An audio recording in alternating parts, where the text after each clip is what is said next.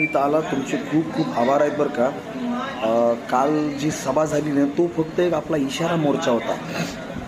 इशारा म्हणजे की बाबा हां ठीक आहे, बघा ही धनगरांची ताकद आहे, धनगर समाज या प्रकारे रोडवर उतरू शकतो आणि याच्यापेक्षा आता पुढचा मार्ग खूप खडतर असणार आहे कदाचित.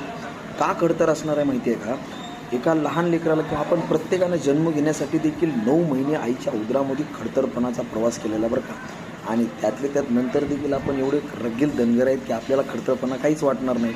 मग पुढचा मार्ग असा असणार आहे, जालन्यातला जो इशारा मोर्चा होता ह्याच्यामध्ये आपण 1 तारखेपर्यंत काहीच नाही करणार. 1 तारखेपर्यंत हा जशाला तसं राहू देणार आहे. जसं की बोराडे साहेब आपल्याला काल म्हटले, आपल्याला एकमेव बोराडे साहेबांच्या इशाऱ्यावरच चालायचे. जे काय म्हणतील ते त्यांच्या इशाऱ्यावरच करायचे. का? कारण तो माणूस अन्न पाणी सोडून, आपला पूर्ण परिवार सोडून समाजासाठी लढतोय. समाजासाठी तिथं स्वतःचा जीव धोक्यात घालतोय की समाजाला का तुम्ही न्याय देत नाही आहेत ह्याच्यासाठी. तर 1 तारखेला तर बोराडे साहेब सांगतोच म्हटले, कदाचित जर मुंबईला जाण्याची वेळ आलीच तर आपल्याला मुंबईला देखील जावं लागेल. आणि कालचा जो चक्काजाम केला ना समाज बांधवांना, तो माझ्यासाठी किंवा तुमच्यासाठी नव्हता, आपल्या येणाऱ्या पूर्ण पिढीसाठी किंवा आपल्या समाजासाठी, पूर्ण समाजासाठी होता. त्याच्याबद्दल मी खूप खूप तुमचे आभार मानतो. आणि सगळ्यात महत्त्वाची गोष्ट म्हणजे जर मुंबईला जाण्याची वेळ आलीच तर मुंबईला देखील आपल्याला असाच चक्काजाम करायचा बरं का. आणि तिथं जसं चक्काजाम केल्याच्या नंतर आपल्याला त्या ठिकाणी आपल्याला आपली पूर्ण धनगरांची ताकद दाखवायच्या.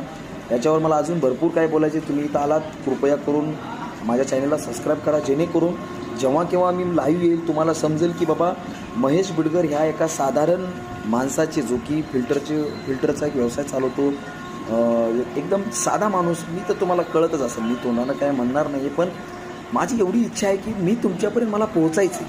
माझं एज्युकेशन किंवा माझे जे विचार आहेत किंवा मला काय वाटते समाजाबद्दल किंवा सरकारबद्दल किंवा ह्या पॉलिटिक्सबद्दल, आजकाल जी चालायली त्याच्याबद्दल काय वाटते हे मला तुमच्यापर्यंत पोहोचवायचे, बाकी काहीच नाही. आणि महत्त्वाची अजून एक गोष्ट, कालच्या सभेमध्ये जालन्यामध्ये गोपीचंद पडळकर साहेबांना नाही बोलू दिलं, ठीक आहे, काही हरकत नाही, त्याच्याबद्दल मला काही दुजामत नाही आहे. कारण तिथं एक नियमच होता की कुठल्याही राजकीय पक्षाला बोलू द्यायचं नाही. आणि बोलू दिलं, ठीक आहे, मान्य. पण आपली लढाई ही कुठल्या राजकीय पक्षाशी किंवा कुठल्याही समाजाशी नाही, आपली लढाई सरकारशी आहे, बरोबर. मग सरकारमध्ये कार्यरत असणारा एकमेव माणूस काल तिथं हजर होता, ते म्हणजे आपले गोपीचंद पडळकर साहेब, बरोबर.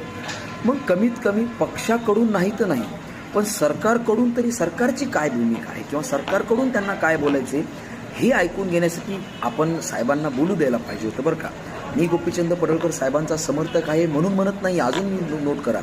पण सरकारमधला आहे ना तो माणूस, ते सरकारच्या बॉडीमधले आहेत ना, म्हणून त्यांचं काय मत आहे ऐकून घेण्यासाठी कदाचित त्यांना थोडंसं बोलू द्यायला पाहिजे होतं. पण काही हरकत नाही.